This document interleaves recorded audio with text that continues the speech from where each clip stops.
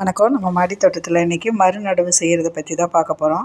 மறுநடவுனா நம்ம 3 முருங்கை மரம் வச்சுருக்கோம். 3 முருங்கை மரமே செடி முருங்கை தான். இந்த முருங்கை மரத்தில் ஒரு தொட்டியில் இருக்கிறது மட்டும் நல்லா பூக்கள் பூக்கும். மீதி 2 இடத்துலையும் கிளைகள்லாம் வருது, காய்களும் வர்றதில்ல, பூக்களும் வரதில்லை. நம்ம என்ன தான் உரம் கொடுத்து நம்ம அதுக்கு பெருங்காய கட்டியெல்லாம் கூட மண்ணில் புதைச்சி வச்சா கூட வரமாட்டேங்குது. ரீபாட் பண்ணி பார்க்கலாம் அப்படின்னு சொல்லிட்டு ஒரு 2 தொட்டி மட்டும் நம்ம ரீபாட் பண்ணலாம் அப்படின்னு சொல்லிட்டு 24க்கு 24 பேகு அந்த ஒரு தொட்டியும் கருப்பு கலரில் இருக்கிற ஒரு தொட்டியும் ரீபாட் பண்ண போகிறோம். அதுக்கு முன்னால் சுற்றி நம்ம இலைகள்லாம் கீழே விழுந்திருக்குது எல்லாத்தையும் ஒரு நாளைக்கு ஒரு முறையாவது பெருக்கி எடுத்துகிட்டு, அப்போ தான் திடீர்னு மழைகளை பெஞ்சால் காவாயில் போய் குப்பைகள்லாம் அடைக்காமல் இருக்கும். நம்ம தொட்டியை ரீபாட் பண்ணுறதுக்கு முன்னால் எல்லா செடிகளுக்கும் நம்ம தண்ணி ஊற்றிடணும். தண்ணி ஊற்றிட்டோன்னா தான் அந்த ஈரப்பதத்தில் ஈஸியாக நம்ம ரீபாட் பண்ண முடியும். அதனால் எல்லா செடிகளுக்கும் நம்ம தண்ணி ஊற்றிடணும். ஊற்றிட்டு அதுக்கப்புறமா தான் நம்ம என்னென்ன காய்கள் இருக்கோ காய்களையும் பறிச்சிக்கலாம், பூக்கள் இருந்ததுன்னா பூக்களையும் பறிச்சிக்கலாம்.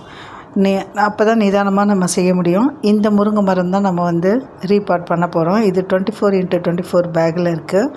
இந்த பேக்கில் தான் அடுத்து நம்ம மரவள்ளி கிழங்கு குச்சி இப்போ துளிர் விட்டு வந்துகிட்ருக்கு.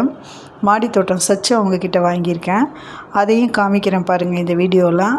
அந்த குச்சி அதில் துளிர் விட்டு வர ஆரம்பிச்சிருச்சு. அதை நம்ம இதில் வைக்க போகிறோம். சின்ன இதில் தான் வச்சுருக்கோம் இப்போதைக்கு. எல்லா காய்கறிகள்லேயும் கோவக்காய் கொஞ்சம் இருந்தது, கோவக்காயெல்லாம் பறிச்சாச்சு. அதே போல் பூக்கள்லாம் கொஞ்சம் இருந்தது, பூவை எல்லாத்தையும் பறிச்சாச்சு. மாடி தோட்டத்தில் இருக்கிறதுலே ரொம்ப கஷ்டமான வேலைன்னு பார்த்திங்கன்னா இந்த செடியை ரீபாட் பண்ணுறது தான். அதுவும் மரச்செடி இருந்ததுன்னா அந்த மரத்தை நம்ம அந்த தொட்டியை நம்ம அகலமானதாக பெருசாக இருக்கிறதுல தான் வச்சுருப்போம் மரத்து. அப்போ அதை நம்ம கொட்டி மண்ணை கிளறி அது கூட நம்ம இன்னும் காய்கறி வேஸ்ட்டு எல்லாத்தையும் கழிவெல்லாம் போட்டு, அப்புறம் பயோ ஃபெர்டிலைசர் இருந்ததுன்னா அதை மிக்ஸ் பண்ணி தொழு உரம் போட்டு எல்லாத்தையும் பண்ணி முடிக்கிறதுக்குள்ளே போதும்னு ஆகிடும். ஆனால் நம்ம அது மாதிரி ரெடி பண்ணி நம்ம அடுத்து ரீபாட் பண்ணி வச்சோன்னா தான் நல்லா வரும். அடுத்து நம்ம மரவள்ளி கிழங்கு இதுவும் குச்சி நட்டி வச்சுருக்கேன். மாடி தோட்டம் சச்சு அவங்கக்கிட்ட வாங்கியிருந்தேன். துளிர் விட ஆரம்பிச்சிருக்கு. 2 நாள் கழித்து நட போகிறேன். இது பார்த்திங்கன்னா நான் கத்திரிக்காயெல்லாம் இருந்தது, அது எல்லாத்தையும் காய்கறி எல்லாம் கொஞ்சம் பறித்து வச்சுக்கலாம் இன்றைக்கி அப்படின்னு சொல்லிட்டு காய் எல்லாத்தையும் பறிச்சிட்டேன். ரீபாட் பண்ணுறதுக்கு கிட்டத்தட்ட எனக்கு ஒரு 1 ஹவர் போல் ஆயிடுச்சு.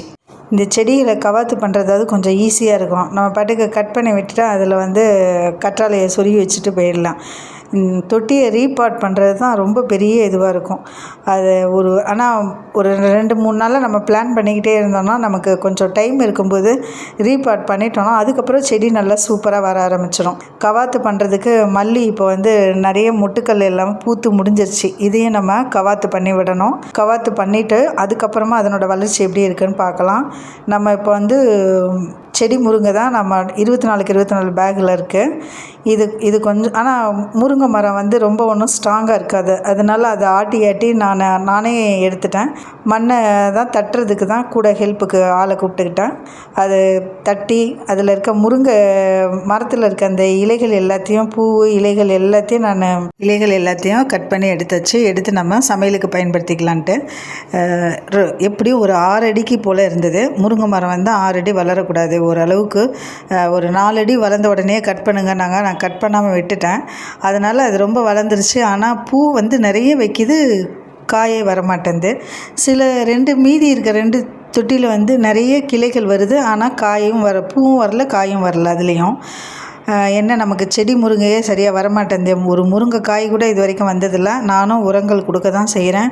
மண்ணில் பெருங்காய கட்டி ஊனி வைக்க தான் செய்கிறேன். அப்பயும் வரமாட்டேங்குது. ஒவ்வொருத்தர்கிட்ட கேட்டால் ஒவ்வொருத்தர் என்ன சொல்கிறாங்க, பூ மட்டும் வரும், ஆனால் சிலதில் காய் வராது அப்படின்றாங்க. பார்க்கலாம். நம்ம இப்போ ரீபாட் பண்ணி வச்சுருக்கேன். இதில் எந்த அளவுக்கு நமக்கு கீரைகளும் பூக்கள் நிறைய காய்கள் கிடைக்குதுன்னு பார்க்கலாம். ஆனால் நம்ம மாடி தோட்டத்தில் எந்த ஒரு கீரை, அகத்திக்கீரை கூட உங்களுக்கு பார்த்திங்கன்னா வெளியில் நம்ம கடைக்கு வாங்குகிற அகத்திக்கீரையை விட நம்ம மாடி தோட்டத்தில் வர அகத்திக்கீரை அவ்வளோ டேஸ்ட்டாக இருக்குது. அந்த ஒரு கசப்பு தன்மையும் எதுவுமே இல்லை, நல்லா ஒரு எலசாக இருக்குது. நம்ம வேக வச்சா கூட சீக்கிரமாக வெந்துடுது. நம்ம மாடியில் நம்ம விளைய வச்சு நமக்கு வர கீரைகள் அவ்வளோ சூப்பராக இருக்குது. கலவைக்கீரைலாம் போட்டால் இன்னும் ரொம்ப சூப்பராக இருக்குது. அதனால் முருங்கை மரத்தை வேஸ்ட் பண்ணுறதுக்கே நமக்கு மனசு வரல. சரி திருப்பி ஒரு மறுநடவு பண்ணி பார்க்கலாம் அப்படின்னு சொல்லி தான் இதை ட்ரை பண்ணியிருக்கேன். பார்க்கலாம் எந்த அளவுக்கு இது நமக்கு கை கொடுக்குதுன்னு.